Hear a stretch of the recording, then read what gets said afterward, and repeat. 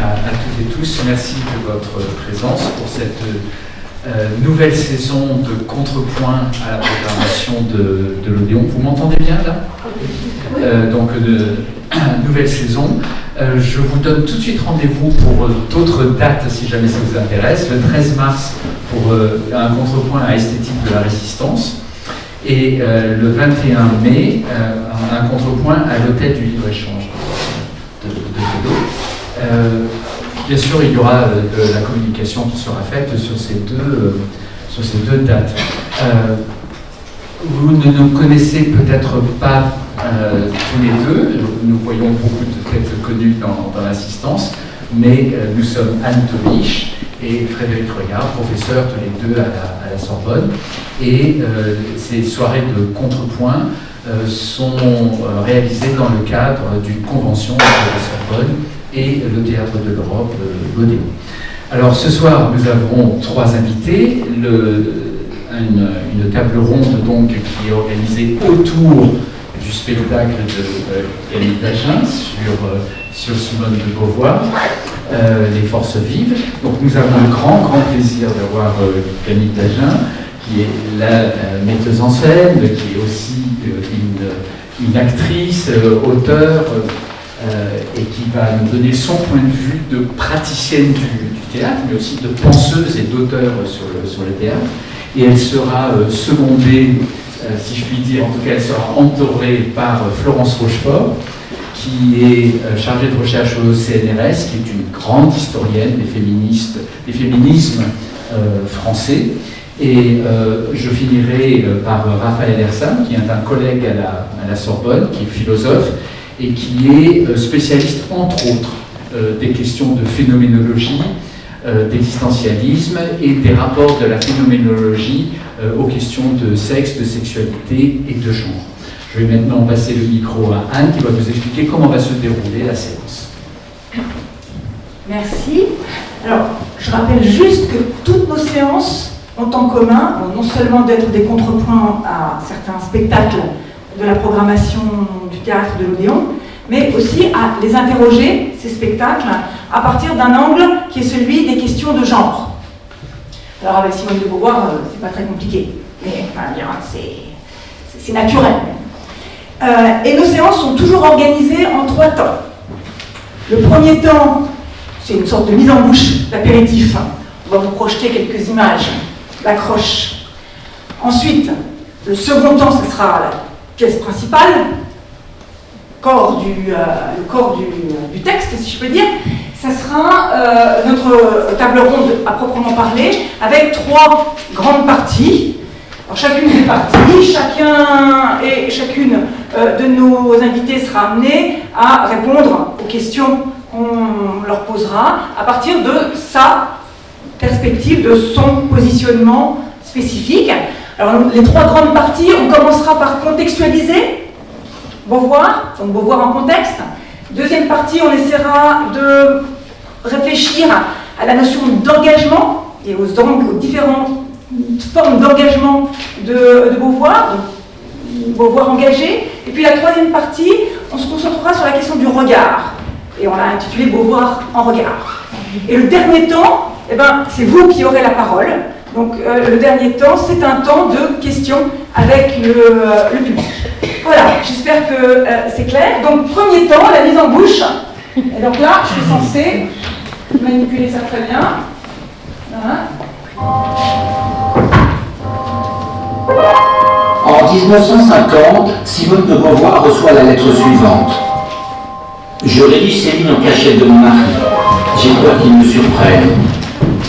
Je suis très malheureuse avec lui, il est violent. Mais votre livre me donne le courage d'imaginer une autre vie. Des lettres comme celle-ci, Simone de Beauvoir en reçoit des centaines depuis la sortie du deuxième sexe. Des femmes qui veulent avorter alors que la loi l'interdit. Des homosexuels qui se cachent. Des femmes au foyer coincées dans leur mariage. Enfin, je reçu d'abonner à l'homme, la plupart du temps, elle est vraiment un objet sexuel, une servante économique, elle est toujours sous-payée, elle a toutes les chances égales à celle de l'homme, elle est toujours asservie à la maternité, au foyer, donc en plein tout le travail dans la femme. Le deuxième sexe s'est imposé comme la référence des féministes du monde entier. Et la vie que Beauvoir s'est inventée sert de modèle. On est condamné à être libre, donc on est condamné à se battre. On ne peut pas s'enfermer simplement dans le statut de victime.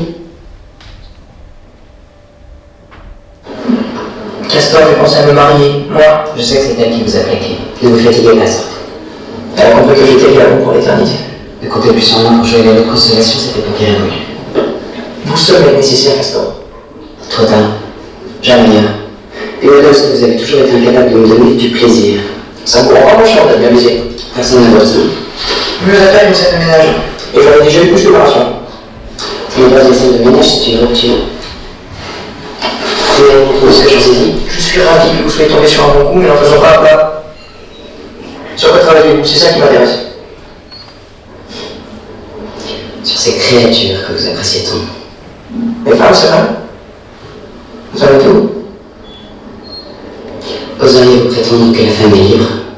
Qu'elle a liberté? Comme vous dites de l'homme? Vous ne pouvez pas m'accuser d'avoir attenté à votre liberté. Mon père disait à une femme, est-ce que son mari l'a fait? Hypothèse. Les hommes ne fabriqueraient-ils une autre pièce? Vous voulez tendre le cou à la nature féminine? Pas mal. Existentialiste en plein. Est-ce qu'on est femme, ça, ou est-ce qu'on le devient? Doucement. Entre un homme et une femme, il y a une différence physiologique indéniable. Je vais vérifier qu'elle ne sert pas d'alibi à la domination ancestrale des hommes. Vous tenez peut-être un truc énorme. J'ai l'intention de tout passer au crible. Puberté, règles, grossesse, avortement, dépucelage, ménopause, masochisme, frigidité, saphisme, adultère. Bravo. Attaquez le couille, Castor. La femme comme question philosophique, personne n'y avait jamais pensé à vous. Personne. Même pas moi. Surtout pas vous. Je suis attachée à mon passé, cependant je suis beaucoup au présent, j'ai beaucoup dans le futur aussi, et dans le projet. Mais ce sont deux choses assez différentes d'ailleurs, les objets ou les mémoires, je crois. Parce que les objets, quand on les achète, finalement c'est pour sauver le présent. C'est avec l'idée que plus tard, ça sera des souvenirs qu'on conservera. Donc en un sens, c'est un projet aussi un objet. Parce que les mémoires, ça c'est tout à fait différent. J'ai voulu, pendant assez longtemps dans ma vie, j'avais pensé déjà à écrire le premier volume. Parce que mon enfance, ma jeunesse, j'avais envie de les sauver. Il y a une telle différence entre une vie d'adulte et puis une vie d'enfant, d'adolescence. On a l'impression un peu d'avoir enterré dans le corps qu'elle est devenue, la petite fille et la petite fille qu'on a été.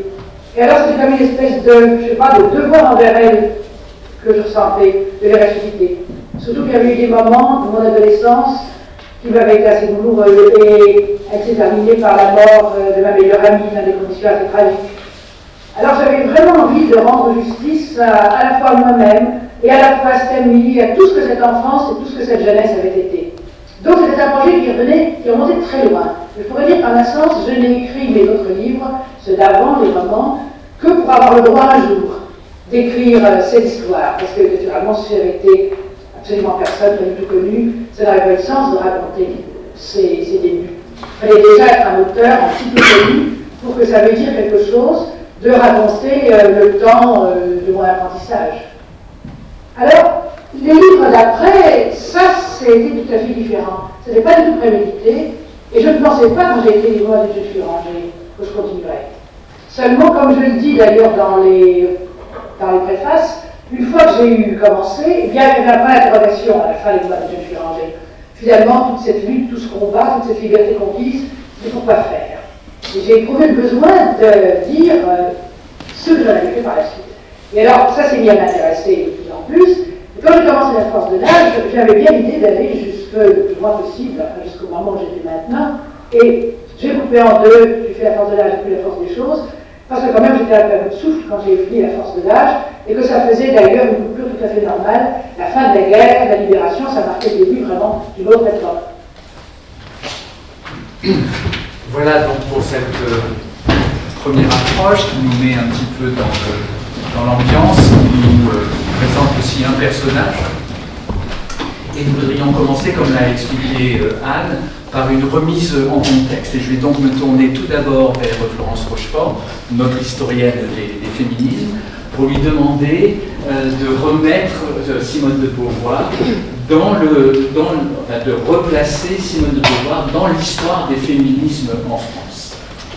Alors, merci d'abord d'être ici, et après ce magnifique spectacle, ça donne effectivement très envie de commenter l'importance de cette grande figure.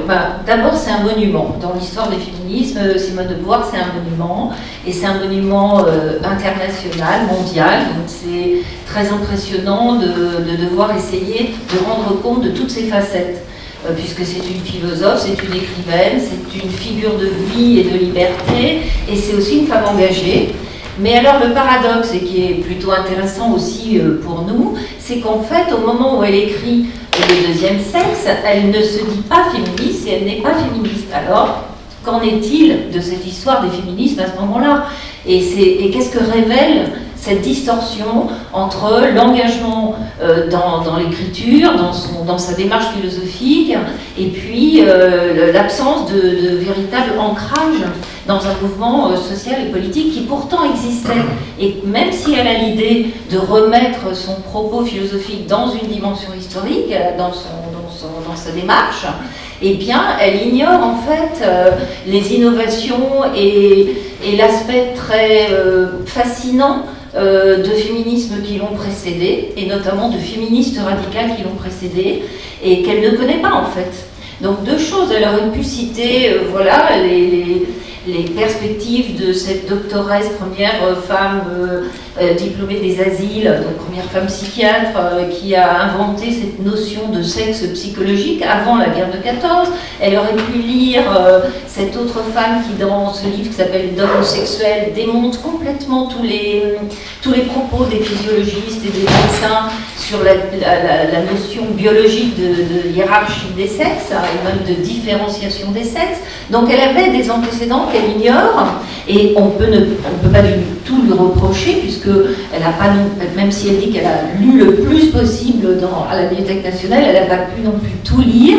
Et puis ça nous révèle plusieurs choses. C'est que la transmission de ces moments forts des féminismes, que ce soit des écrits ou des mobilisations, ne se transmet pas forcément, et qu'il faut aller chercher cet héritage pour qu'il se ravive et qu'il devienne un héritage. En fait, c'est une généalogie qui se reconstruit dans des mouvements sociaux ou qui se reconstruit dans notre discipline qui est l'histoire. En fait, on évoque une continuité, même si on parle de rupture, en fait, on donne une impression de continuité qui n'est pas du tout si évidente. Donc Simone de Beauvoir l'illustre très bien. Et en revanche, elle amène dans l'histoire des féminismes un apport considérable, parce que les questions qu'elle va poser sont des nouvelles questions, notamment autour de la sexualité, donc c'est vraiment son apport considérable, et qui vont renouveler la pensée féministe, mais pas non plus immédiatement. C'est-à-dire que cet héritage fondamental de Simone de Beauvoir, il ne va pas du tout être tout de suite accepté, on y reviendra sur la réception. Ça va passer par les États-Unis dans les années 1960, où les Américaines vont lire et s'inspirer de Simone de Beauvoir, sans toujours lui rendre hommage d'ailleurs, les féministes radicales révolutionnaires aussi.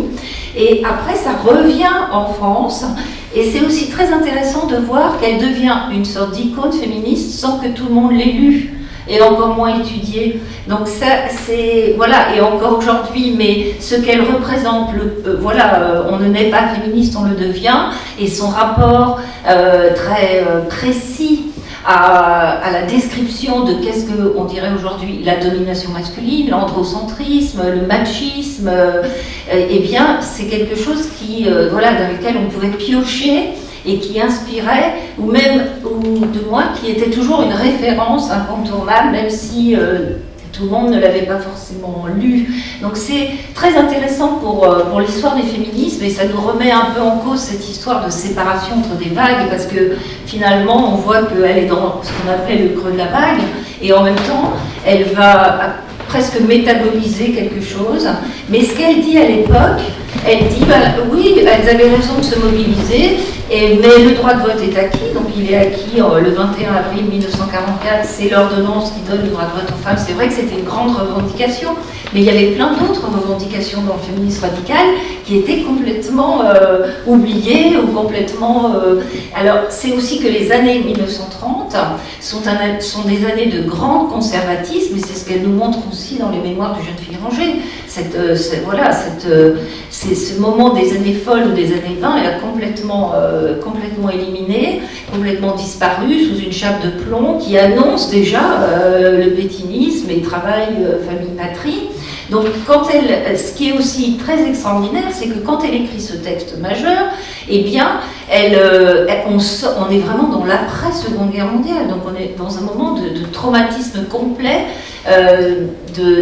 sur cette question-là en particulier, où on parle même, dans le monde historique, on parle même d'une sorte de backlash après la Deuxième Guerre mondiale, où il fallait absolument le baby-boom, le retour un peu au foyer, et on maintient les lois de 1920-1923 qui interdisent la contraception et l'avortement, alors qu'elle va très très loin dans sa revendication d'égalité des sexes autour justement de la libre disposition de son corps, de l'avortement, de la sexualité, de la contraception, et là elle est une pionnière tout à fait exceptionnelle, et surtout elle le fait en philosophe, et c'est ça sa grande originalité, c'est que ceux qui l'ont précédé pouvaient avoir, les néo-malthusiens, parler de ces questions, mais jamais d'un point de vue aussi fortement philosophique. C'était des gens souvent autodidactes qui n'avaient pas le... Voilà. Et là où il y a une distorsion, c'est que c'est aussi ces féministes-là qui ont permis qu'elle soit l'universitaire qu'elle est devenue, ou du moins la diplômée, l'agrégée qu'elle est devenue, puis la philosophe qu'elle est devenue. Et elle ne voit que ce féminisme réformiste, le droit de vote, la polémique est creuse, la polémique est close, pardon, et creuse, oui, c'était éventuellement, c'est comme ça qu'elle le voyait, et ça ne l'intéresse pas. Et c'est vrai que c'est un moment où il y a les féministes elles-mêmes qui ressortent exsangues aussi de cette période des années 30 et des années 40, ne sont pas du tout les récepteurs de cette pensée. Voilà, donc c'est toutes ces distorsions-là qui sont vraiment intéressantes, et sinon la remettre en contexte, mais c'est toute son œuvre aussi qui le dit, c'est comment elle s'est elle-même émancipée d'un milieu familial, voilà, c'est aussi sa trajectoire qui est absolument exceptionnelle. Merci beaucoup, Florence. Florence vient juste de nous dire que Simone de Beauvoir, c'était bien sûr une femme engagée, mais c'était aussi une philosophe. Et donc on va se tourner vers Raphaël Persam pour lui demander de nous situer Simone de Beauvoir en tant que philosophe dans l'histoire de la philosophie française. D'accord, merci beaucoup. Alors, dans l'histoire de la philosophie française, elle a effectivement une place assez singulière, puisqu'elle est l'héritière de toute une série de traditions françaises. En fait, elle a été formée à la Sorbonne auprès de Jacques Brunswick, qui était en fait le représentant du rationalisme français. Elle a écrit en fait sous sa direction un mémoire sur Leibniz.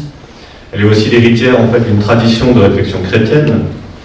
Elle a étudié auprès de Jean Baruzzi, qui était un des premiers introducteurs d'ailleurs de la phénoménologie allemande en France.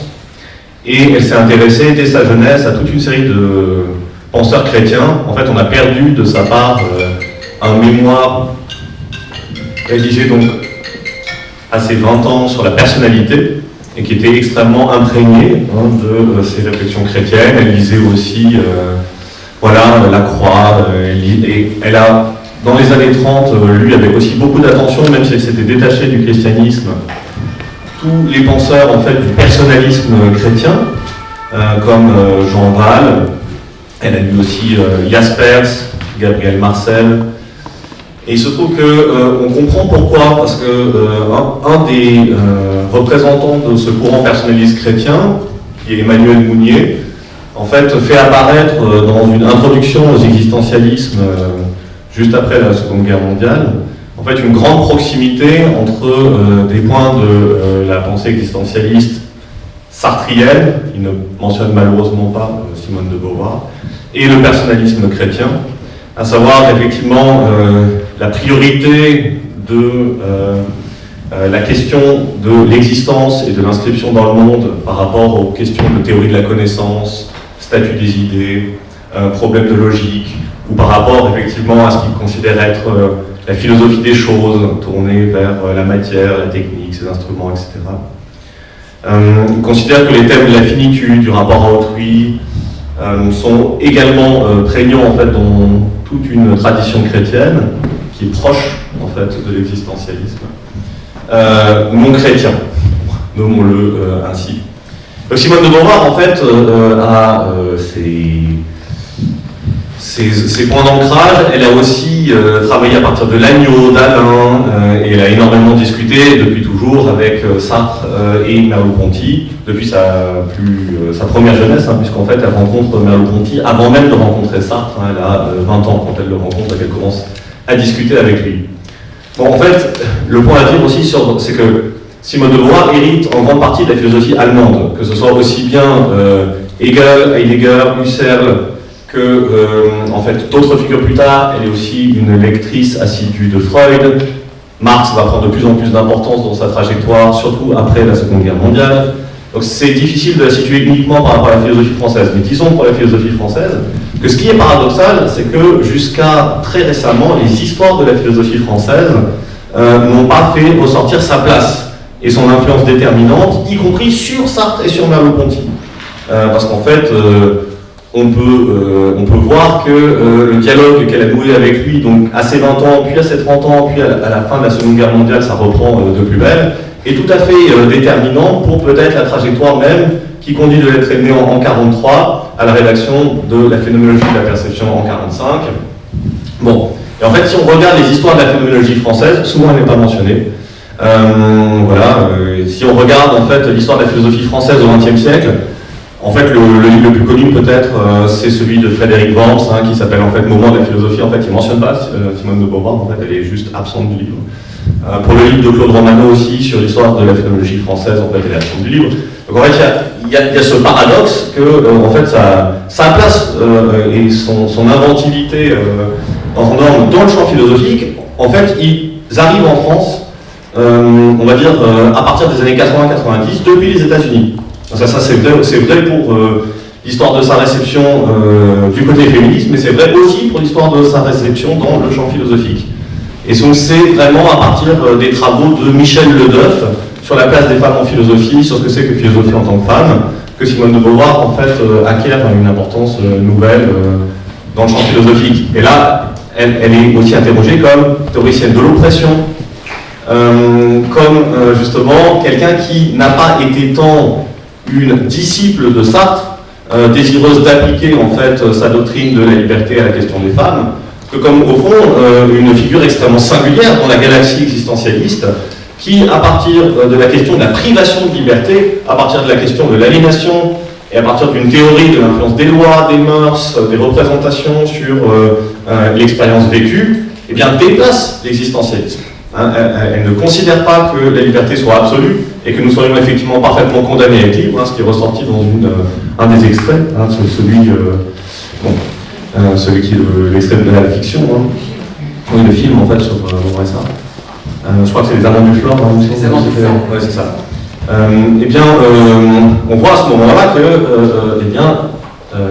elle prend le contre-pied. Dans sa pensée des rapports entre la liberté humaine et les situations, Sartre disait dans L'être et le néant qu'en fait, toutes les situations sont équivalentes du point de vue de la liberté, parce que la liberté est totale et infinie en chacune d'elles. Puisqu'en fait, le pouvoir de choix de soi-même et de choix d'un projet fondamental serait au fond toujours le même. Beauvoir a été proche d'adopter cette position dans son premier essai Pyrrhus et Cinéas, qu'elle rédige en fait en même temps qu'elle lit L'être et le néant. Mais en fait, dès Pour une morale de l'ambiguïté en 1947 et surtout dans Le deuxième sexe en 1949, elle prend le contre-pied et elle révèle dans ses mémoires qu'en fait elle s'était affrontée avec Sartre pour soutenir l'idée que toutes les situations ne sont pas équivalentes et que la liberté n'est pas en jeu de la même manière, elle peut être niée, elle peut être fragilisée, elle peut être réduite à presque rien. Puisque Beauvoir considère qu'il y a toujours néanmoins quelque chose comme un mouvement de transcendance vis-à-vis de la situation, qui est la condition de la révolte, la condition de la transformation du monde, mais qui néanmoins peut vont se déplacer et revêtir aussi des figures paradoxales. On considère par exemple que Lucrèce Borgia, par son libertinage, était une figure de la révolte contre les mœurs de son temps. Et bon, c'est une révolte qui n'a pas toujours effectivement une efficace politique et collective comme on pourrait le souhaiter. Peut-être je m'arrête là pour commencer. Oui, merci, très intéressant. Donc on va se tourner vers Camille Dagen, dont je vous rappelle qu'elle a mis en scène la pièce qui est actuellement aux ateliers Berthier. Camille Dagen, donc, qui est également actrice dans la scène, et c'est en tant qu'actrice et artiste et autrice qu'on veut l'interroger maintenant. Pour quelqu'un de sa génération, pour une artiste de sa génération, pourquoi Beauvoir, qui semble être un personnage que l'on est sans cesse en train d'aller chercher des tiroirs toujours déjà refermés. Donc pourquoi ce choix? Il y a toujours beaucoup de réponses à la question pourquoi tel spectacle. Enfin, je veux dire, c'est toujours plus complexe que ce qu'on croit. Je pense que la grande chance de notre génération, c'est qu'on pouvait avoir un accès débeauvoirisé à Beauvoir. Je veux dire que l'image de Simone de Beauvoir, cette idée qu'on a toujours d'avance d'elle, est peut-être un peu moins prégnante pour des jeunes gens nés après sa mort. Enfin, je constate toujours très fort à quel point l'image du couple Beauvoir-Sartre est présente dans les esprits. Peut-être le fait d'avoir un rapport un peu plus distancé, la réponse honnête, c'est d'abord pourquoi c'est passé par les livres. Enfin, c'est-à-dire que moi, c'est la lecture des mémoires, du cycle des mémoires, ce qui nous semblait, parce que je travaille, je co-dirige la compagnie avec Emma Depoix qui est là, et on choisit toujours ensemble les sujets sur lesquels on va se pencher. J'ai proposé les mémoires parce qu'il me semblait qu'il y avait une chose capitale, c'était l'expérience d'une vie depuis un corps féminin, donc une expérience sensible, concrète, extrêmement sensible, quoi, à l'échelle du siècle. Et en fait, il y a assez peu de matériaux, de documents, de livres qui nous donnent accès à cette expérience féminine prise dans l'histoire et qui nous y donne accès non pas comme une fiction, non pas comme un témoignage, mais comme une expérience réfléchie, conceptualisée. Enfin, je trouve que les mémoires sont un matériau très singulier parce que à la fois, il y a cette chose de... Voilà, elle raconte les colères d'enfance, perdre un ami, des choses très très sensibles, très très communes au fond, mais elle les raconte en philosophe. Et qu'est-ce que c'est que raconter en philosophe? Parce qu'on imagine que la philosophie c'est expliquer, analyser. Qu'est-ce que c'est que raconter en philosophe? C'est encore une autre chose, quoi. Et ça donne un matériau comme ça très étrange qui m'a semblé passionnant à cet endroit-là, quoi.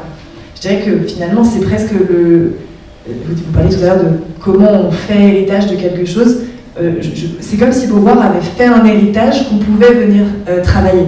Nous, depuis cette queue de comète du XXe siècle, quoi, puisqu'elle traverse vraiment le siècle entier et elle travaille dans les mémoires à le restituer dans sa chair, quoi, dans la façon dont le temps passe juste avant une guerre, la façon dont le temps passe dans ces années 50 qui semblent ne jamais en finir. Enfin, voilà. Donc, la première réponse, c'est pourquoi Beauvoir?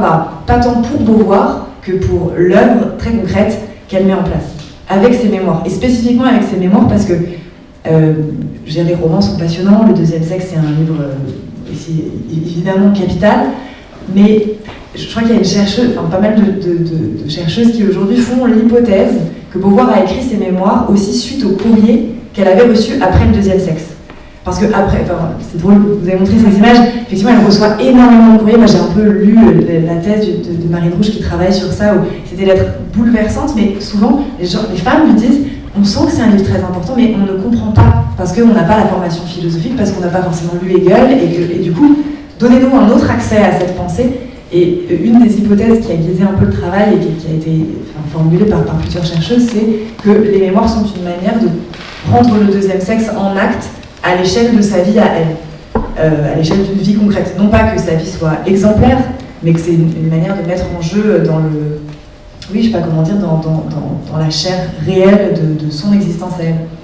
Et ça, je trouve que c'est un endroit pour le théâtre toujours très intéressant, quand il y a quelque chose d'à la fois très commun, sensible, concret, et en même temps pris dans un processus réflexif qui nous permet, nous, de le restituer dans une architecture dramaturgique et pas juste de faire une succession de linéaires fictionnels, quoi. Et puis après, effectivement, finalement, c'est aussi assez passionnant ce truc de... Les gens, tout le monde, on a tous tellement une image d'elle. Je pense qu'elle était très consciente de ça. Elle dit aussi qu'elle a écrit les mémoires pour donner accès à ses lecteurs, à ses lectrices, à autre chose que l'image. Et c'est quelque chose qu'on ressent tellement en tant que je pense aussi en tant qu'homme, mais en tant que femme. Enfin, comment on peut être capturé dans une image de soi, dans un objet, une vision que les autres ont de soi. Et au fond, pour cette femme qui travaille sans cesse à sortir d'une cage, il y avait comme un... Enfin, les mémoires sont une manière de se désencager, quoi, et aussi d'être repris en charge par des lecteurs, des lectrices, des imaginaires.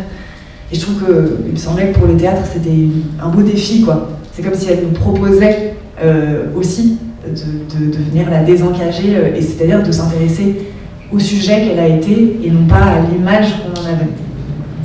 Et voilà, la réponse. Merci. Allez voir le spectacle. Si ça nous déjà fait. Se désengager, vous dites se désengager pour peut-être s'engager. Je crois que c'est le... Enfin, en tout cas, c'est ce que suggère quand même très clairement les mémoires et le spectacle. Et donc on va aborder maintenant, on va passer au deuxième temps de notre table ronde, et essayer d'interroger les engagements, les différents types d'engagements de Simone de Beauvoir. Et pour commencer, on va revenir sur peut-être l'engagement philosophique de Beauvoir, sur sa force. En fait, dans la question de l'engagement, et en fait, si j'articule la question de l'engagement à celle du désengagement,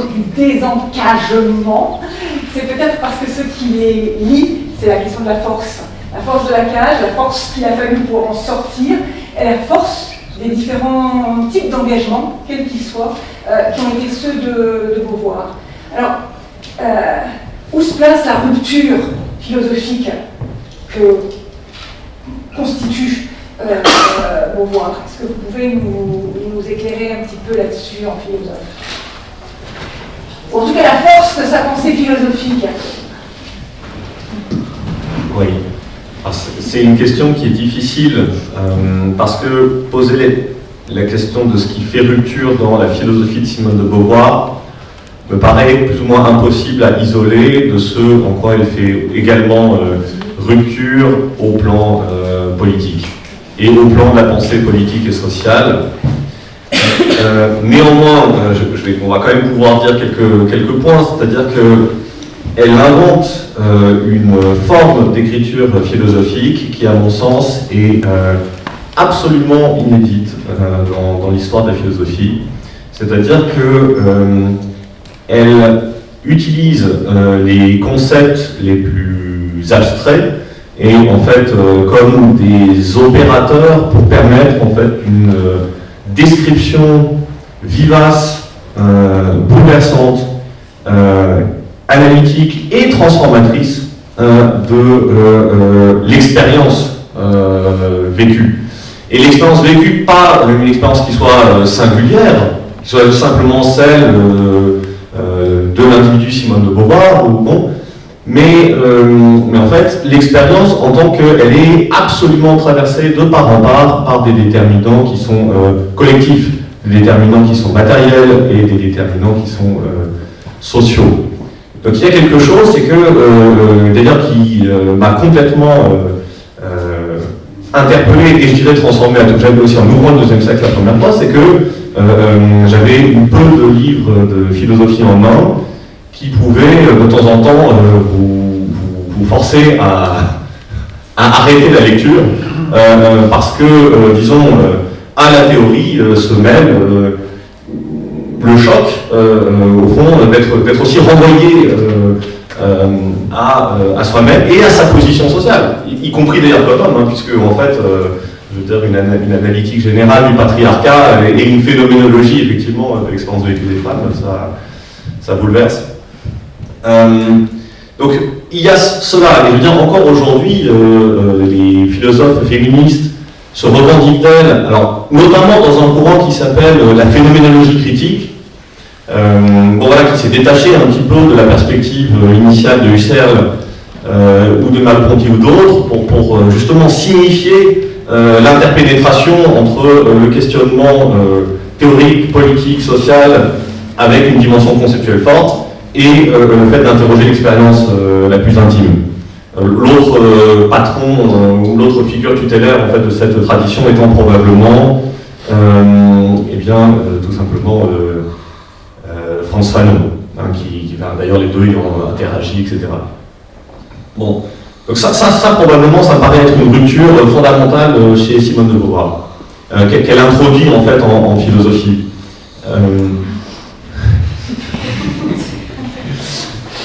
D'autre part, je dirais que le fait d'introduire les questions du sexe, les questions de la sexualité, et en fait les questions aussi de l'intimité, les questions en fait aussi qui sont de la maternité, de l'enfance, les questions de position aussi, même si, bon, on peut questionner la manière dont on l'a fait, mais les questions de la position de lesbienne, de position de travailleuse du sexe, etc., d'introduire en fait ces questions en philosophie pour en faire aussi des opérateurs de déplacement des grandes théories philosophiques, c'est aussi quelque chose de complètement révolutionnaire.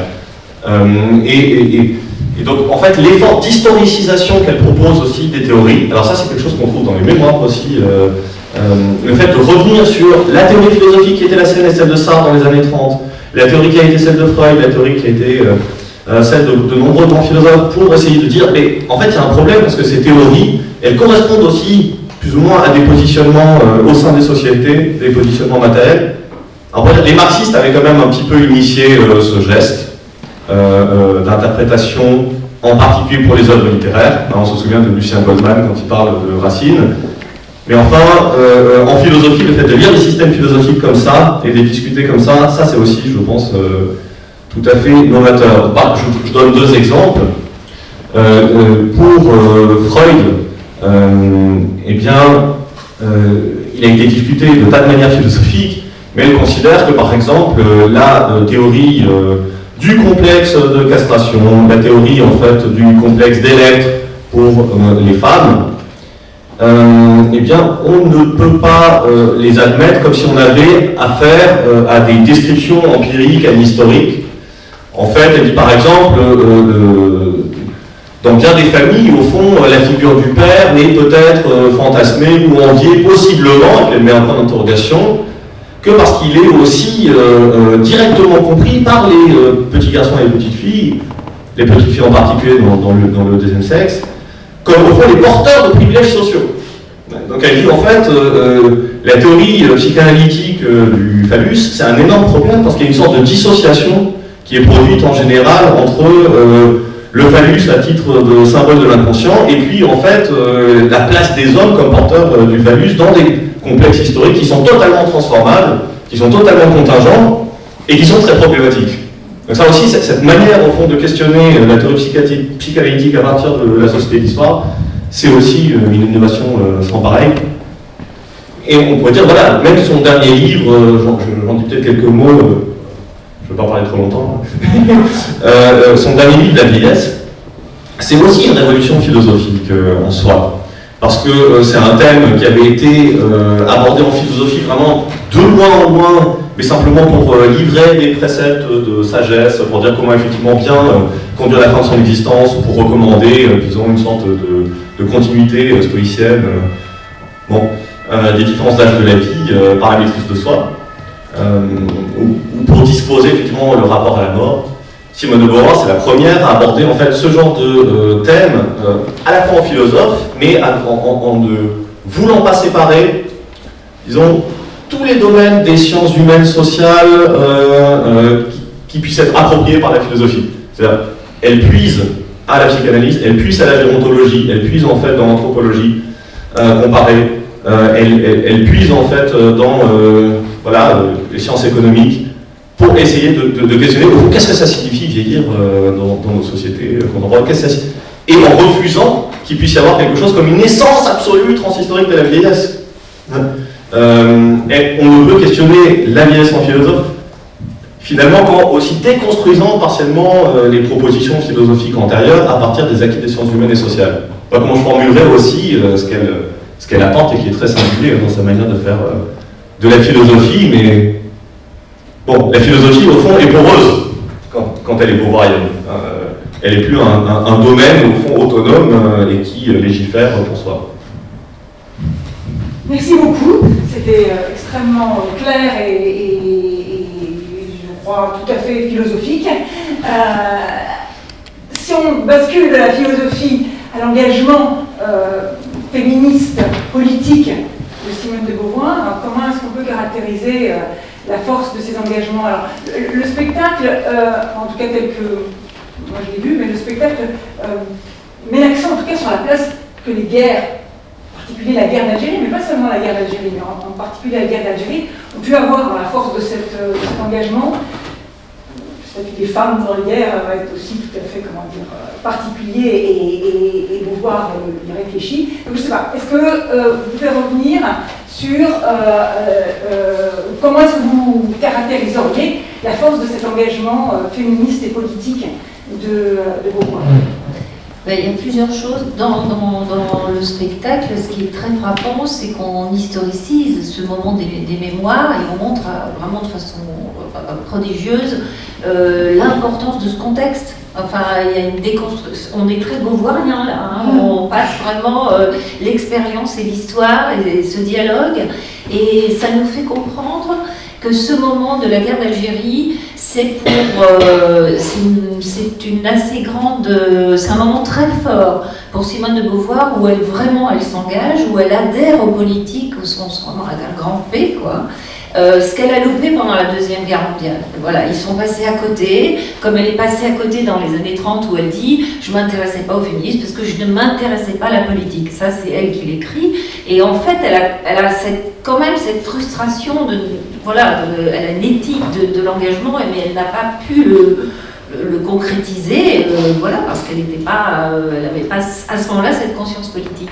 Donc là, l'anticolonialisme, et aujourd'hui ça devient fondamental, c'est de rouvrir enfin cette page historique du colonialisme et du décolonialisme, et de la décolonisation. Et là, c'est très frappant dans ses mémoires, l'importance de la lucidité.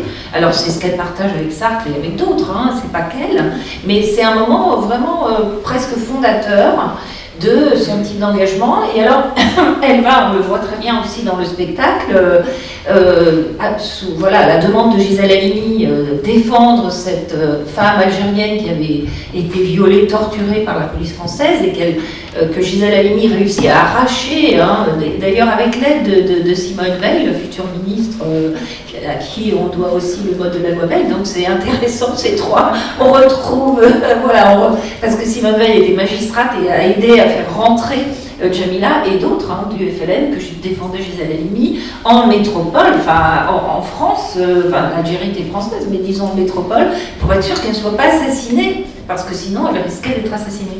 Donc Simone de Beauvoir défend Djamila Boupacha. Elle va aussi dans les années 60 accompagner la lutte pour la contraception de ce qui va être le futur planning familial. Elle fait des préfaces.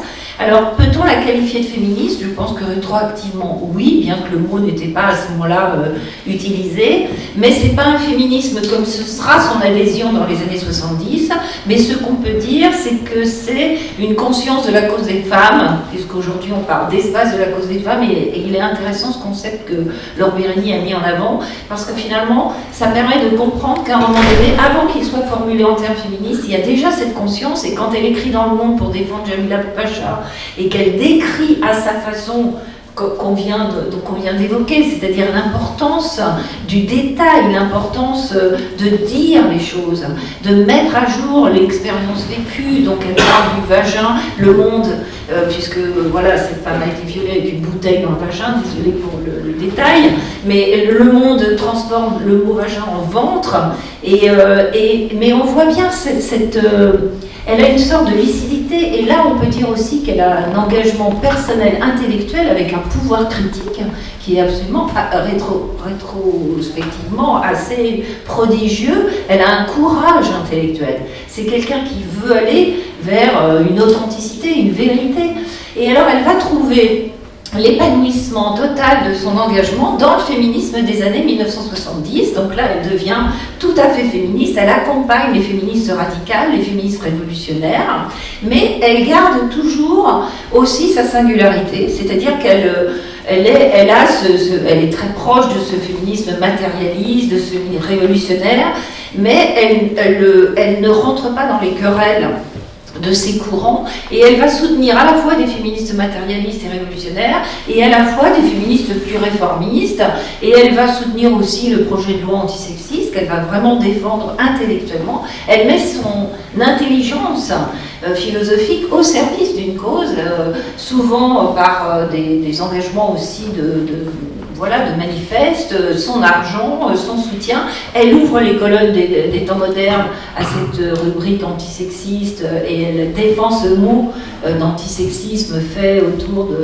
d'antiracisme. Enfin, elle a un rôle important d'intellectuelle, tout en gardant incertain quant à soi, parce qu'elle a cette idée d'utilité aussi de l'action et on pourrait dire, je ne sais pas si le mot serait juste, mais de vulgarisation au sens noble de la pensée. C'est ce qu'elle fait dans ses romans, c'est ce qu'elle fait dans ses mémoires, et elle veut un féminisme qui rassemble, elle veut quelque chose qui soit accessible, qui soit compréhensible.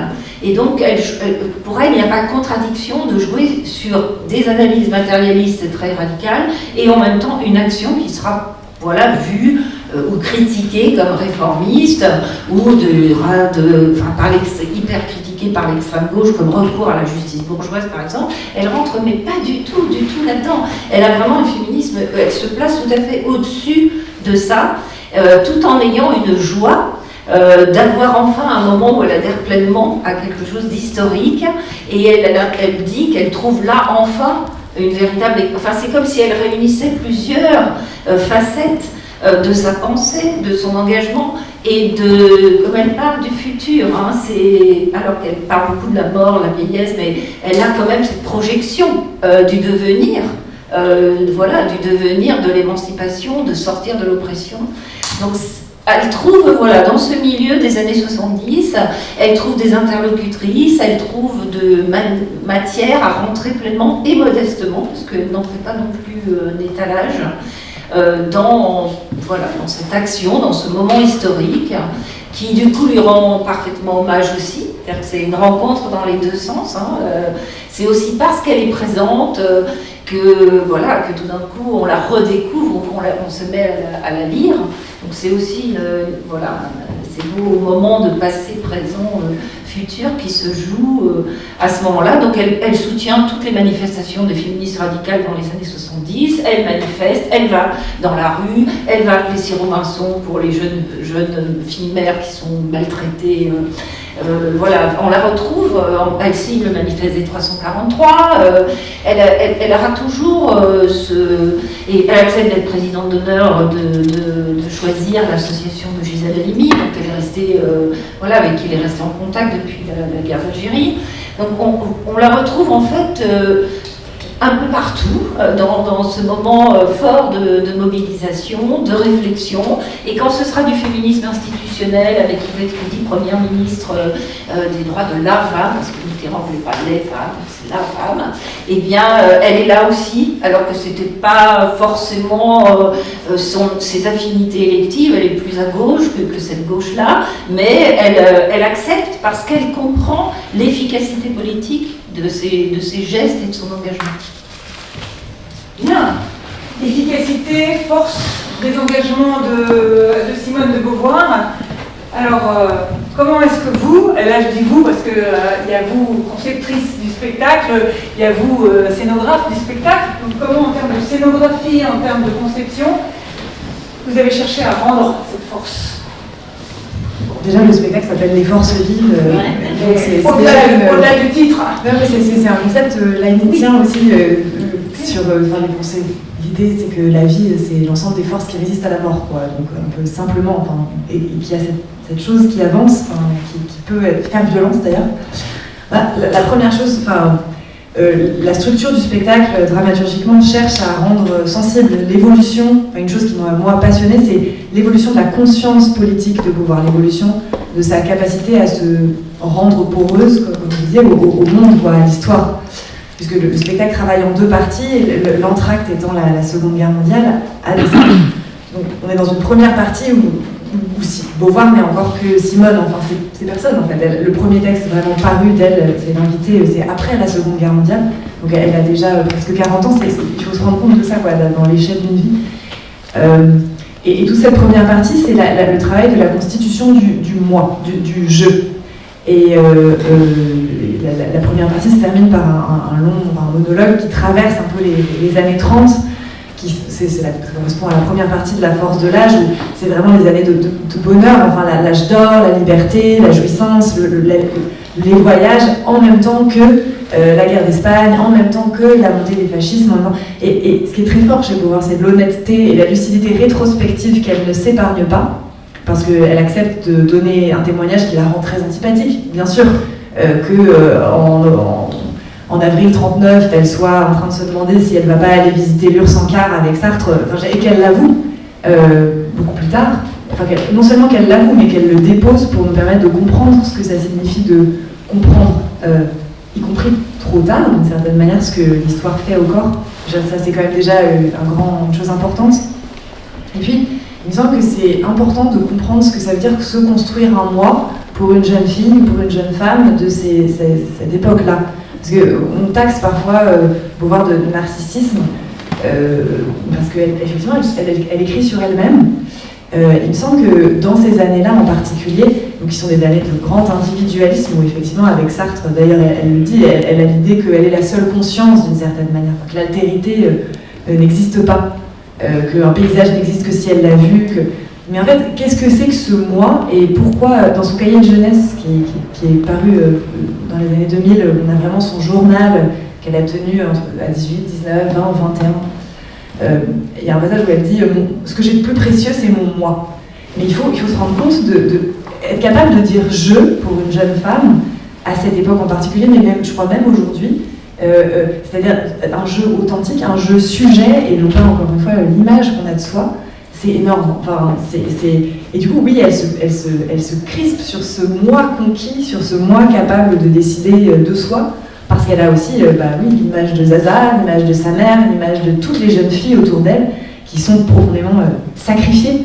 Et on taxe souvent Beauvoir de misogynie dans la première partie de sa vie, parce qu'effectivement, elle n'a que des amis hommes, ou elle a quelques copines, enfin, c'est pas tout à fait vrai, elle a des amis femmes, mais on sent que c'est pas un rapport d'égalité comme elle a avec Maurice Merleau-Ponty, avec Sartre, Et je pense qu'il faut se rendre compte que, en fait, elle n'a pas. Enfin, effectivement, il y a peu de jeunes femmes qui ont pu, pour un ensemble de raisons, de facteurs de hasard et puis aussi de raisons très matérielles, se construire un moi actif, acteur. Enfin, il y a Colette Audry qui est une exception importante, mais je veux dire, elle a peu d'amis femmes. Et effectivement, longtemps, le spectacle devait contenir une partie sur Beauvoir et le LMLF, parce qu'il y a quelque chose de très très touchant à la voir à la fin de sa vie, enfin rencontrer des amis qu'elle aurait rêvé d'avoir à 20 ans, enfin. Et du coup, voilà, il y a cette chose d'un grand individualisme, d'une vision du monde très centrée sur soi, mais qui n'est pas, bien sûr, qui est une forme d'insouciance et d'erreur politique, elle l'avoue, mais qui est aussi, au fond, politique. Qui est aussi déjà le résultat d'un premier processus politique qui serait l'émancipation et la construction d'un jeu. Et voilà, donc ça, le spectacle cherche à rendre ça sensible, que d'abord on essaye de conquérir un jeu, on peut s'aveugler sur l'importance de ce jeu. Surgit la Seconde Guerre mondiale et elle remet aussi en contexte l'aveuglement collectif de la société française, puisque la gauche est pacifiste, quoi, c'est une époque très pacifiste, enfin, jusque tard, et refuse de penser qu'il va y avoir une deuxième boucherie. Enfin, c'était quand même une femme qui a été petite fille pendant la Première Guerre mondiale. Ils sont très très avec ce trauma en tête, quoi. Le spectacle essaie de jouer sur ces effets d'écho, parce que je pense que ça, on se rend pas compte, quoi. On se rend pas compte, c'est difficile à concevoir, quoi. Il y a 15 ans entre les deux, c'est rien, 15 ans, enfin, c'est très court, quoi. Et dans la deuxième partie, donc on a choisi vraiment d'intituler l'entracte 39-45, puisqu'il y a aussi cette idée qu'effectivement, pendant la Seconde Guerre mondiale, il n'y a pas d'acte spécifique pour Beauvoir, enfin, il n'y a pas un engagement actif, enfin, qui parviendrait à l'acte, en tout cas, il n'y a pas de passage à l'acte d'une résistance ou même si c'est plus compliqué que ça, enfin, c'est pas non plus le néant, mais... Et dans la deuxième partie, on travaille sur d'une certaine manière, l'objet qu'elle est devenue politiquement, y compris aujourd'hui. C'est-à-dire l'hostilité qu'elle suscite, parce que c'est évidemment une hostilité politique, et in fine, effectivement, c'est le moment de la guerre d'Algérie. Moi, j'ai été très frappée quand j'ai lu les mémoires du caractère tout à fait différent du dernier tome, donc La force des choses, qui est en deux volumes, qui travaille à partir de 45 et jusqu'à 62, enfin jusqu'au moment de la publication. Donc, ça change vraiment, on sent qu'elle s'absente et qu'elle dit, mais en fait, j'ai compris, et elle le dit d'ailleurs explicitement, j'ai compris que mes mémoires, c'est de la mémoire de mon époque. Et donc, je travaille pour mon époque. Il y a vraiment un côté archiviste dans La force des choses 2, il y a des notes de bas de page, des documents qu'elle sait qui vont être oubliés, parce que je pense qu'elle a aussi une très grande conscience que c'est une page de l'histoire de France qui va être mise sous le tapis de l'histoire. Et donc ça, en fait, on s'est dit qu'on ne pouvait pas ne pas en prendre acte, que c'était un geste littéraire et philosophique tellement fort qu'il fallait que le spectacle traduise ça. Et après, d'un point de vue peut-être plus physique, on s'est beaucoup posé la question... il y a deux choses. Je dirais qu'il y a la question des corps, puisqu'il y a quand même cette idée que... et une idée très présente dans la philosophie de Beauvoir, effectivement, que c'est depuis nos corps qu'on opère. C'est vraiment une philosophie matérialiste, et c'est important de le dire, je trouve. Donc on a cherché à quel type de force permettent de résister, d'où vient la colère, vraiment assez concrètement. Dans la première partie, ça se travaille aussi avec cette figure donc, de l'amie qui est comme plus insolente, plus active, plus vivante quand elles sont petites filles et qui puis en fait est emportée par on n'arrive pas à résister, on n'arrive pas à s'échapper. Enfin, qu'est-ce qui fait qu'on s'échappe? Qu'est-ce qui fait qu'on arrive à déjouer le destin sociologique qui est le nôtre? Il y a évidemment une énergie et puis aussi des choses un peu mystérieuses, quoi. Donc on a travaillé sur ça, sur le type de fièvre, le type d'alliance. Moi je pense que ça passe aussi beaucoup par l'amitié, les rencontres, la façon dont on se compose avec d'autres corps, d'autres énergies. Je sais que Beauvoir a beaucoup lu Spinoza et j'avais cette idée toujours en tête, quoi, quel type de force on voit au plateau. Donc on a cherché à ce que la première partie soit tout le temps en train de moduler des intensités physiques et à montrer aussi comment les corps bourgeois, très dessinés, très corsetés, et la comédie bourgeoise familiale de sa petite enfance, au fond, avec l'avancée du temps, se crispe et se défait jusqu'à devenir parodique. On a cherché à ce que les corps expriment le type de vieillissement, le type de raidissement que font l'apesanteur des conventions sociales, l'apesanteur du patriarcat, et aussi à l'inverse, comment un corps peut se déployer quand il arrive à... Et au plateau, on a travaillé avec un système de modules qui bougent de plus en plus, qui recomposent sans cesse des cages de plus en plus étroites jusqu'à être balayées et à ouvrir un espace complètement vide, mais cet espace vide est encore hanté, quoi. Et la deuxième chose, c'est que c'est toujours... de toute façon, c'est jamais théorique, mais on voulait rendre sensible aussi la rémanence. C'est-à-dire le fait qu'en fait, c'est aussi... les mémoires et le spectacle sont aussi une histoire...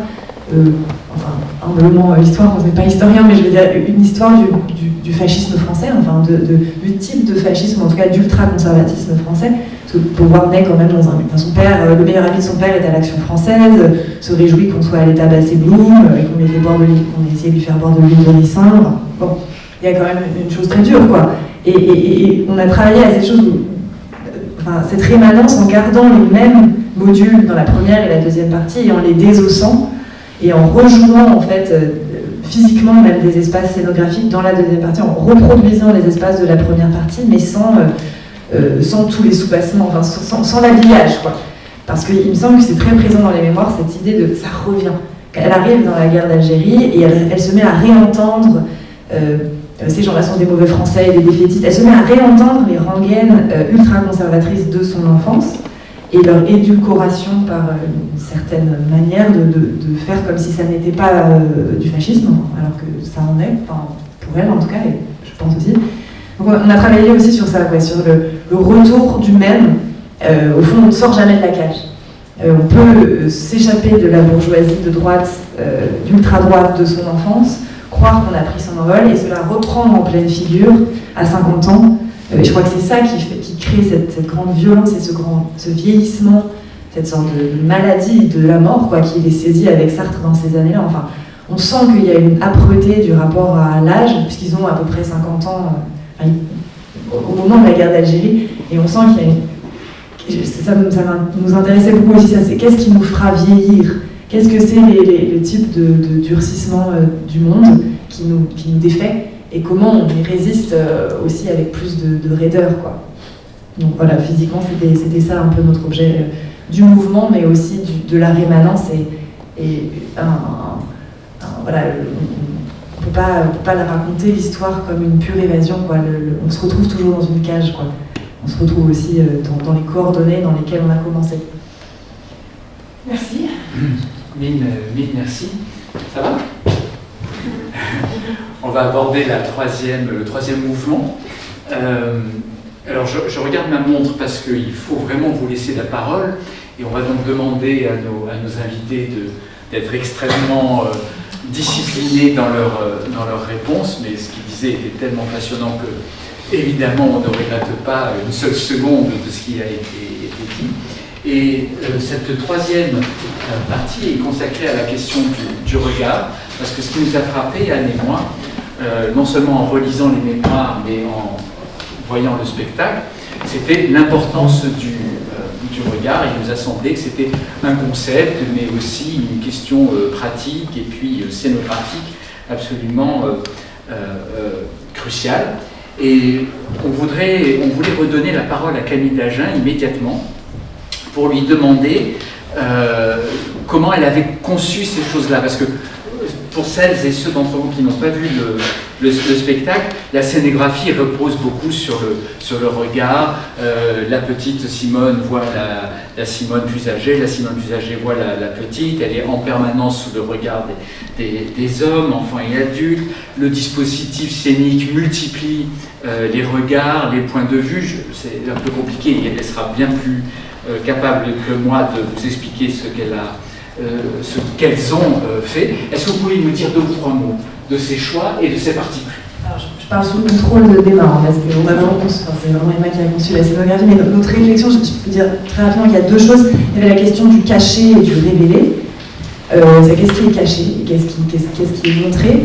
C'est quelque chose qui est très présent dans les mémoires, donc cette sensation qu'elle a qu'on ne lui dit pas tout. Et effectivement, on ne lui dit pas tout, puisque dans son enfance, il y a vraiment cette obsession bourgeoise du sexe et en même temps cet absolu tabou du corps. Donc c'est comme si c'est tout le temps là, mais jamais montré. Donc on a joué sur un jeu de voilage, enfin la scène est entourée de voilages transparents qui bougent et comme une sorte de cage opaque. Il y a une phrase très étonnante sur les mémoires où elle dit le problème quand on est dans une cage dont les murs sont transparents, c'est qu'on ne sait pas qu'on est dans une cage. Ça nous avait beaucoup marqué. Donc il y a une certaine douceur aussi de cette manière de protéger les mensonges qu'on raconte aux enfants, voilà, et qui au fond sont aussi une manière d'amputer le réel. Donc on a beaucoup travaillé sur ce jeu effectivement de transparence, de choses qui se jouent aussi derrière ce mur. Enfin, on voulait faire sentir un monde autour. Et dans la première partie, j'ai beaucoup demandé aux actrices qui incarnent Simone de chercher, d'être en regard en permanence sur tout ce qu'il y avait autour, quoi, et tout ce qui était caché aussi. Et tout le spectacle n'est qu'un processus de dévoilement, puisqu'on arrache, on enlève.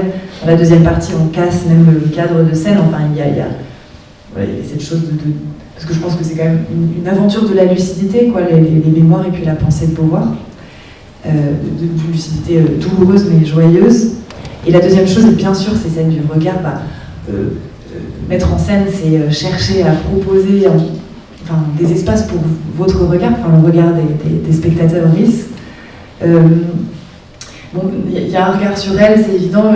On avait été très frappés par le passage du deuxième sexe où elle parle d'une chose que je pense toutes les femmes ont vécu, ce moment où un vieil oncle dit « Ah, mais dis donc, ça pousse !» Enfin, ce moment où on se sent regarder pour la première fois et où ça fait, en fait, c'est énorme. C'est-à-dire que d'être d'un corps actif, d'un corps vivant, sujet, on devient encore regarder une proie. Il y a des pages incroyables du deuxième sexe sur ça, donc je voulais vraiment faire sentir cette chose d'une observation, que les choses sont toujours sous le regard de quelqu'un et au fond, toute la tentative, c'est de se créer un regard à soi sur soi. Et comme une chambre à soi, enfin... réussir à échapper à la surveillance, mais aussi à pouvoir se voir soi-même, se raconter soi-même.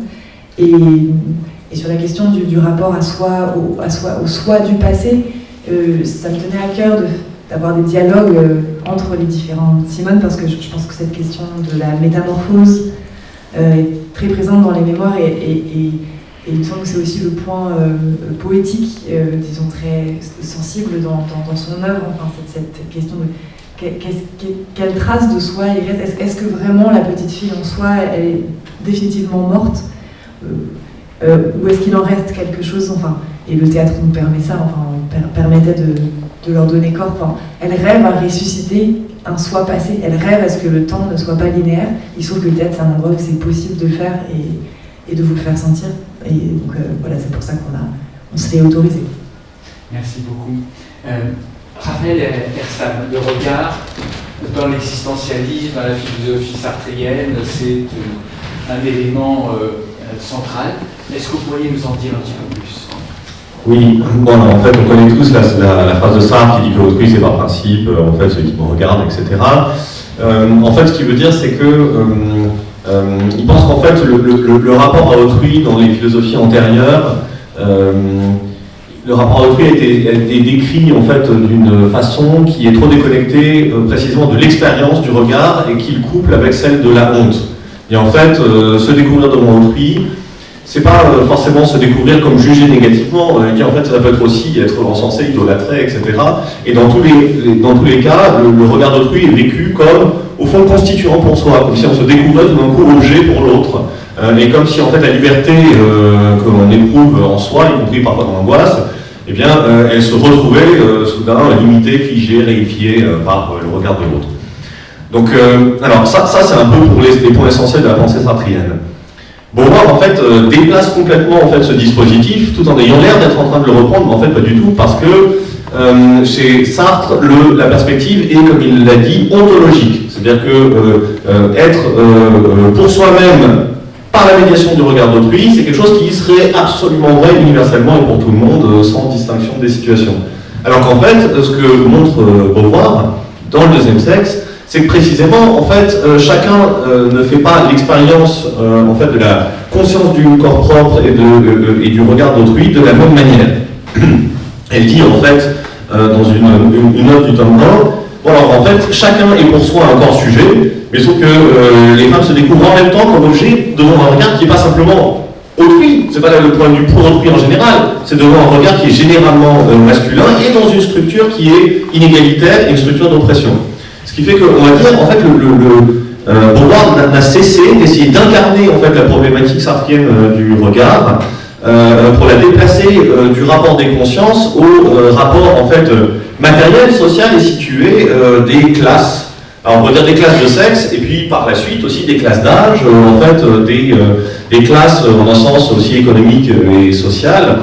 Et on pourrait dire que plus les choses vont, plus en fait dans son dernier livre sur la vieillesse, elle essaye de montrer qu'en fait, oui certes, les personnes qui prennent de l'âge se découvrent aussi regardées par autrui, regardées en fait par les personnes qui travaillent, regardées par les jeunes, etc. Et d'ailleurs, une des dernières scènes que tu as choisies, hein, c'était le moment où en fait, elle raconte avoir été vue au Luxembourg par une personne qui lui dit, mais en fait, tu me rappelles ma mère, vous me rappelez ma mère, etc. Et elle se redécouvre une nana, donc ça c'est typiquement une scène qui met en jeu le regard de type sartrien. Sauf qu'en fait, dans son essai sur la vieillesse, elle dit, mais c'est dans une société capitaliste que ce genre de choses a lieu. Et dans une société capitaliste, et tant qu'on est aussi laborieux, qu'on est productif, etc., qu'on est considéré comme ayant une valeur, elle dit en fait c'est parce qu'on est du capital humain que quand en fait, on passe à la retraite, tout le monde est dévalorisé. Et elle ne veut pas séparer la question en fait, du regard qu'une femme peut poser sur soi, de la question des rapports de force et de leur impact érotique. Et elle ne veut pas non plus séparer la conscience de soi que peut avoir une personne vieillissante, là, cette fois-ci homme ou femme, de la question aussi des structures capitalistes. Donc je dirais, voilà un petit peu pour le regard. Ouais.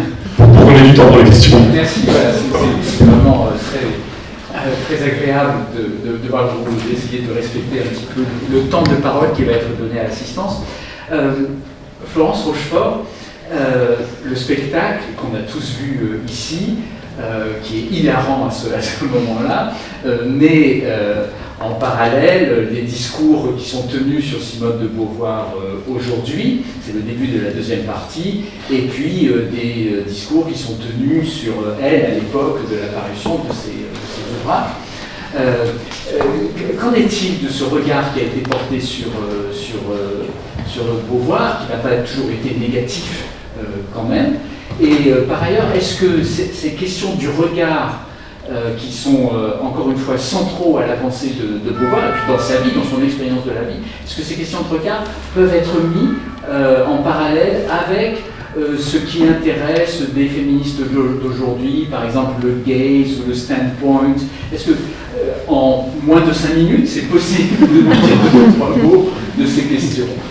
Alors, sur le regard qui a été porté sur elle et sur ses œuvres, eh bien, on est quand même frappé par l'extrême misogynie. Elle dérange parce qu'elle est aussi extrêmement rigoureuse. On le voit dans des extraits d'interviews où vraiment elle ne se départ jamais de sa rigueur philosophique. Et quelquefois, c'est même comique.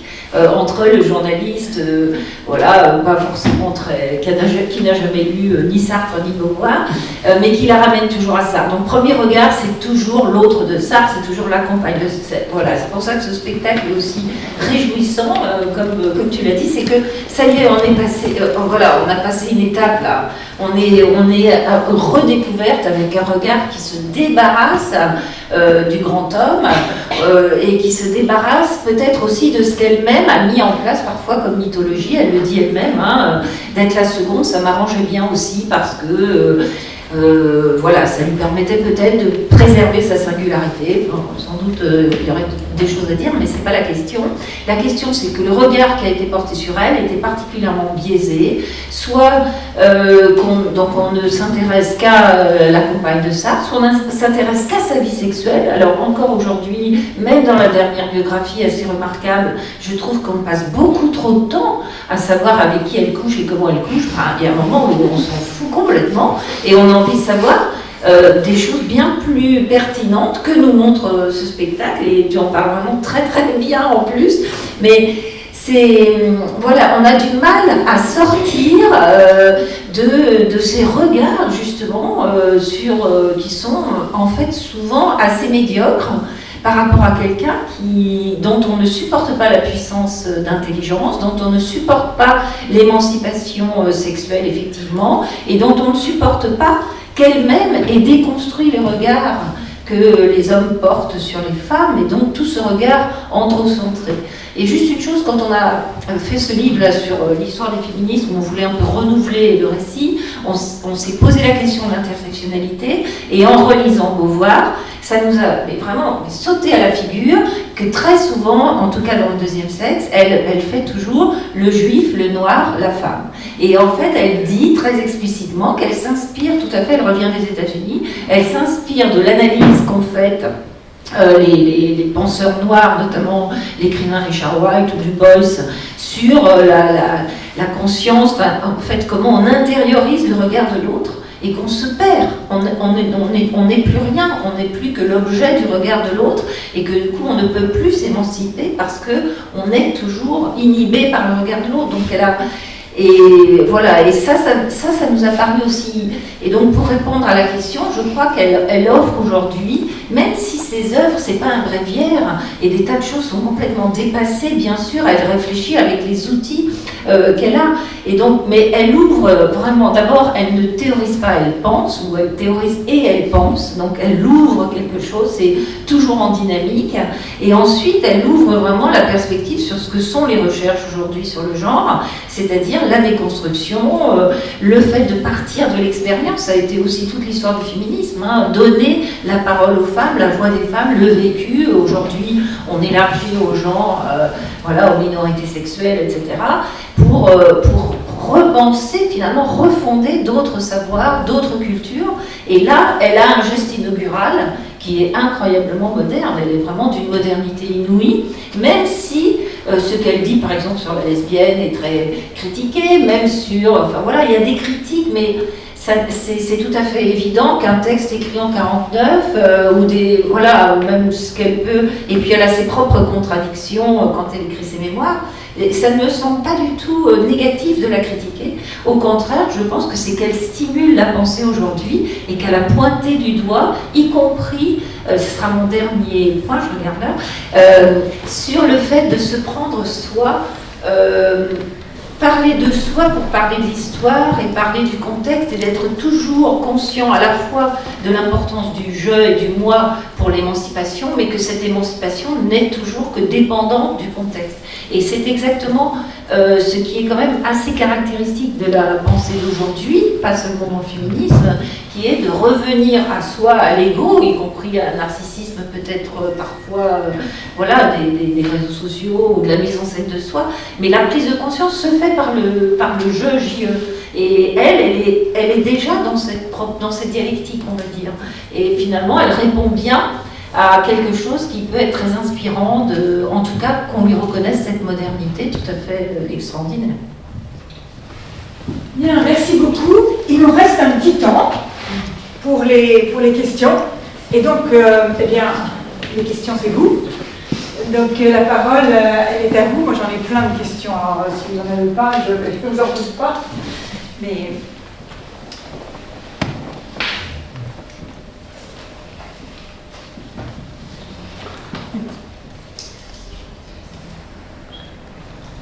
Oui. Merci beaucoup, c'était très passionnant.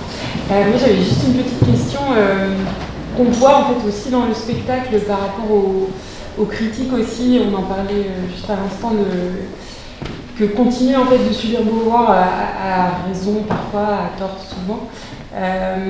Mais j'ai l'impression que particulièrement la figure de Beauvoir, elle attise en fait de devoir constamment justifier aussi de travailler sur Beauvoir par rapport à la question de la résistance, par rapport à la question du féminisme blanc, bourgeois, qui efface la question noire dans le deuxième sexe, par rapport aujourd'hui plutôt à la question de la pédophilie. Et c'est aussi difficile du coup de la mettre en scène ou de travailler sur elle, parce que j'ai l'impression qu'on doit d'abord se justifier en fait de parler d'elle avant même de pouvoir parler d'elle. J'aurais bien aimé juste vous entendre un petit peu là-dessus. Oui, c'est tout à fait vrai. Enfin, on a beaucoup entendu pourquoi Beauvoir, Enfin, après, le geste artistique, c'est toujours un pillage, quoi. Nous, on est allé chercher ce qui nous semblait actif politiquement, artistiquement, enfin. Et puis un spectacle, c'est toujours une série de choix. Sur la question du féminisme bourgeois, pour moi, je pense que le rapport de Beauvoir à la bourgeoisie est très intéressant. Enfin, elle a vraiment une analyse sociologique de son propre privilège. Enfin, il y a un bouquin passionnant qui s'appelle Le privilège de Simone de Beauvoir.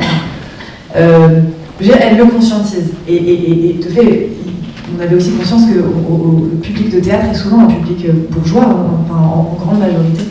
Pas seulement, heureusement, mais je veux dire, mettre en scène ce que c'est que cette bourgeoisie française, qu'est-ce qu'elle fait sur les corps, ça me semblait une opération de lucidité assez utile, quoi. Sur la question du féminisme non-blanc, blanc ou non blanc, il est certain que Beauvoir, en 1949, n'a pas une pensée de l'intersectionnalité en acte dans le deuxième sexe. Après, c'est ce que vous disiez, et c'est très fort, effectivement, c'est en revenant des États-Unis et en ayant parlé avec son ami Wright, que je dis, en fait, il faut comprendre aussi les solidarités de classe, de caste, on parle de caste, collectivement, qu'est-ce que c'est le type d'oppression. Donc elle pense à partir de la pensée antiraciste aux États-Unis, Après, pour voir il me semble qu'il y a une sorte de confusion sur la question de l'universalisme. Enfin, je veux dire, moi, je pense que notre spectacle s'inscrit dans une pratique située qui est le théâtre en France aujourd'hui. De la même manière, il me semble que la trajectoire de Beauvoir et la pensée de Beauvoir ne prétendent pas à l'universalisme, sans être pour autant une politique des identités. Et c'est à cet endroit-là qu'elle m'intéresse, c'est-à-dire qu'elle donne du grain pour comprendre qu'est-ce que c'est que la pratique de construction de soi, et en même temps, elle ne se laisse pas définir entièrement, elle est vraiment dans ce jeu-là, quoi. Et après, sur la question de la pédophilie, qui effectivement, bon, déjà, c'est quand même vraiment une critique de droite. Hein. Enfin, il faut quand même savoir que dans l'histoire de la réception de Beauvoir, et encore aujourd'hui, il y a quelques articles qui ont paru dans la presse sur le spectacle, et il y a encore des commentaires sur le fait qu'elle a eu des histoires d'amour lesbiennes avec certaines de ses élèves les plus âgés, et que Sartre en a eu aussi après. Déjà, il y a quand même une imprécision qui est parfois, qui est en fait de la manipulation intellectuelle. Et puis moi, j'étais extrêmement troublée j'arrête pas de me dire, est-ce qu'on me poserait cette question si je travaillais sur notre précédent spectacle, on a beaucoup bossé sur Guy Debord et Johnny Rotten, des figures éminemment plus problématiques à l'endroit du commerce sexuel. Enfin, je veux dire, et personne ne m'a jamais demandé si Guy Debord couchait avec des mineurs. La réponse est oui. Enfin, je veux dire, et personne ne m'a jamais dit, mais Johnny Rotten est quand même très antipathique. Et vraiment, oui, on n'arrête pas de me dire pourquoi Beauvoir. Il y a une phrase dans le spectacle qui est très forte, je trouve, qui est dite par le président de la commission de sauvegarde, qui dit « Djamila Boupacha, elle n'est pas sympathique ». Et puis, sa virginité, quand même, est-ce qu'on en est bien sûr parce qu'elle tient une arme à la main. Et cette question de l'antipathie que suscite cette figure, moi-même, parfois, je constate que le fait d'oser, entre guillemets, faire un spectacle sur elle, en s'étant posé ces questions, mais en ayant décidé de ne pas les résoudre, je ne vais pas justifier...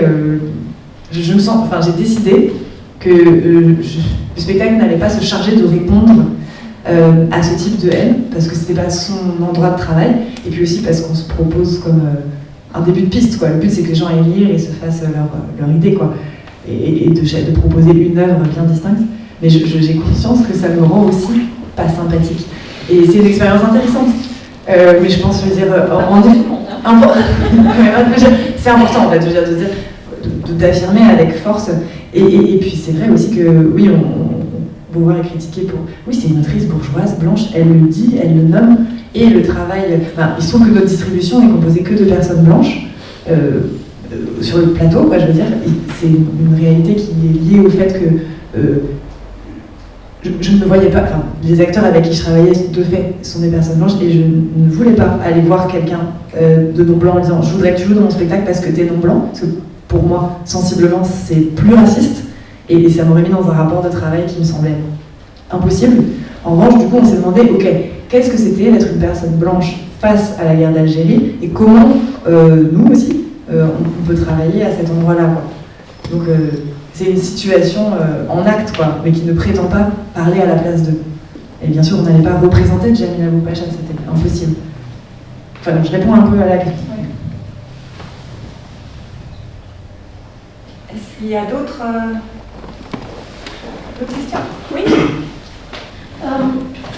Est-ce que, à travers l'image de la maman, Françoise, dans la mise en scène, bien sûr, est-ce que ce n'est pas une représentation des femmes qui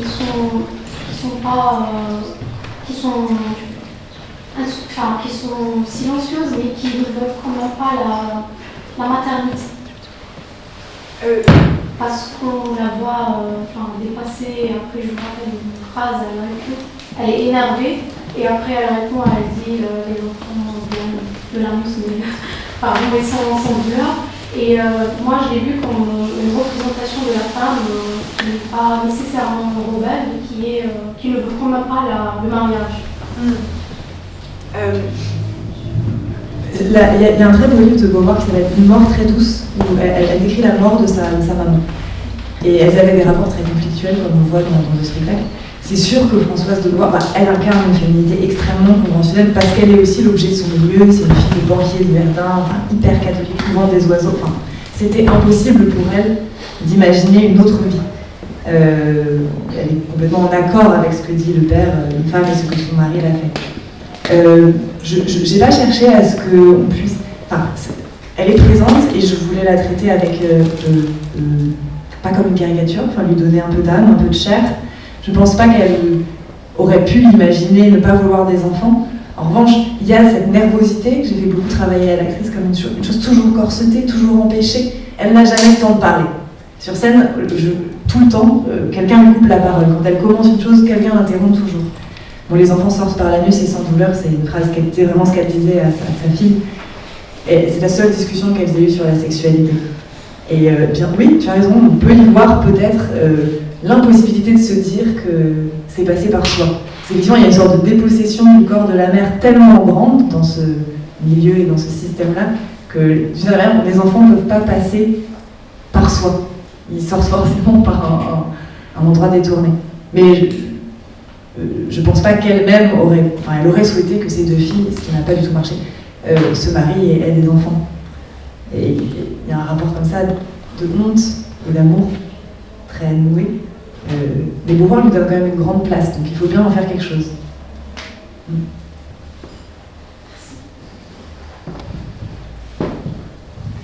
Est-ce qu'on peut peut-être revenir juste une toute petite seconde sur l'histoire de la réception? Parce que vous avez l'une comme l'autre, vous avez tous les trois en fait, mis en avant, vous n'avez mis en avant que la réception très négative à l'endroit de Beauvoir. Et c'est vrai, je ne le nie pas, et ça fait beaucoup rire au début de la deuxième partie, la mise en parallèle entre les critiques au moment de la sortie du Deuxième Sexe et puis les critiques aujourd'hui. Et il y a quand même eu un moment, et tu parlais tout à l'heure de ce moment où elle est plus proche du MLF, il y a quand même eu un moment où elle est quand même devenue une sorte d'icône de la lutte des femmes. À Beauvoir et la lutte des femmes, ça a quand même fait l'objet en 1975 d'un numéro de l'Arc où elle était en couverture de cette revue qui était quand même la grande revue la plus prestigieuse, ou l'une des revues les plus prestigieuses de l'intelligentsia parisienne. Et donc voilà, la réception n'a pas été que d'autrefois à aujourd'hui pour la vilipender. Je ne sais pas si... Ou alors est-ce que c'est moi qui ai un regard un peu... Non, c'est sûr qu'elle a eu au moins, d'abord dans les lettres, puisqu'on voit, alors c'est surtout à partir des mémoires d'une jeune fille rangée, puis ses romans et toutes les lettres qu'elle reçoit, c'est vrai qu'il y a des lettres négatives, mais il y a aussi énormément de lettres de confiance, voilà, c'est un document, on a cité Marie Rouge dont la thèse vient d'être publiée. Voilà, c'est des documents magnifiques et là on comprend, c'est intéressant d'avoir une analyse aussi, disons, de classe, parce que voilà, l'élite ne reconnaît pas Beauvoir avant que peut-être grâce au féminisme des années 70, elle devienne de nouveau cette personnalité. Puis voilà, le temps a un peu aussi fait que c'était difficile de la contourner, vu son succès mondial aussi, les traductions, le prix Goncourt, enfin voilà, elle a une reconnaissance de son vivant, mais avec toujours une personnalité souvent qui irrite ses détracteurs, à la fois le contenu et puis à la fois, voilà, parce qu'elle ne fait aucune concession aux normes de féminité, de séduction dans l'interview. Elle répond toujours sur le fond, c'est presque drôle d'ailleurs. Voilà, elle répond toujours sur le fond et pas du tout en essayant de trouver un moyen de séduire la caméra. Bon, donc elle résiste continuellement aux attentes par rapport aux normes de genre, elle les transgresse tout le temps. Et c'est vrai que donc, dans ces lettres, qui sont des femmes anonymes, qui sont des femmes voilà, dont en général on ne lit pas les écrits, qui n'écrivent pas, là on trouve une réception tout à fait exceptionnelle. Et c'est aussi intéressant que ce soit aujourd'hui qu'on s'intéresse à ce type de réception. C'est-à-dire qu'on est peut-être en train non seulement d'avoir une culture un peu plus mixte, moins androcentrée, et qui remette Simone de Beauvoir pleinement dans l'histoire philosophique et dans le corpus philosophique, et puis on a aussi une histoire des réceptions culturelles qui peut-être change un peu la focale et qui montre tout à fait des réactions beaucoup plus empathiques, même dithyrambiques. Oui. 3 micro-points de complément. En fait, sur sa réception, moi j'avais mentionné sa réception intellectuelle positive aussi dans le courant de la phénoménologie critique. Il y a 2 figures, par exemple, capitales de l'histoire aussi des féminismes qui sont en fait en dialogue direct avec Beauvoir, y compris pour la recevoir positivement parfois. Et c'est aussi de très importants concluants. Judith Butler fait partie de la réception aussi positive de Simone de Beauvoir. Oui, mais ça c'est très contemporain. Ah bah oui, bien sûr, mais c'est quand même important de le dire. Oui. Et c'est aussi le cas, il y a une influence indirecte sur Monique Wittig, qui est aussi une figure... Sur Monique Wittig. Et oui, direct et indirect, c'est un peu les deux. Parce que, en tout cas, et Christine Delphi et collègues Guillaume, enfin, il y a beaucoup de gens qui reçoivent, en fait, Simone de Beauvoir. Donc ça, voilà, c'était pour dire aussi dans voilà, parce que et un deuxième point aussi que je voulais faire remarquer sur la réception, c'est que contemporaine de Simone de Beauvoir, paradoxalement, elle est parfois plus brandie, en fait, comme une icône aujourd'hui par, disons, des figures plus conservatrices. Donc en fait ce qu'il y a, c'est que comme le fait qu'elle était aussi importante dans l'histoire aussi des luttes politiques et l'histoire des féministes fait que parfois c'est plutôt des figures comme Elisabeth Badinter qui vont dire ouais, Beauvoir c'est vraiment génial parce que elle était concentrée sur les combats essentiels qui étaient la contraception, l'avortement, et tout ça c'est gagné, donc c'est super, donc Simone de Beauvoir c'était la réalité, et au fond les féminismes contemporains seraient des sorties de route, des fausses routes, on regarde. Donc moi, ce que j'ai trouvé vraiment particulièrement génial dans le spectacle de Camille Dagen, c'est précisément que Beauvoir est aussi mise en avant dans la deuxième partie du spectacle notamment, pour, disons, certains de ces combats qui sont généralement pas mentionnés, un petit peu aussi, bon, peu lus, peu travaillés, alors qu'on voit à quel point elle était radicale, et y compris dans des dimensions de son œuvre qui ne sont pas encore aujourd'hui complètement reçues.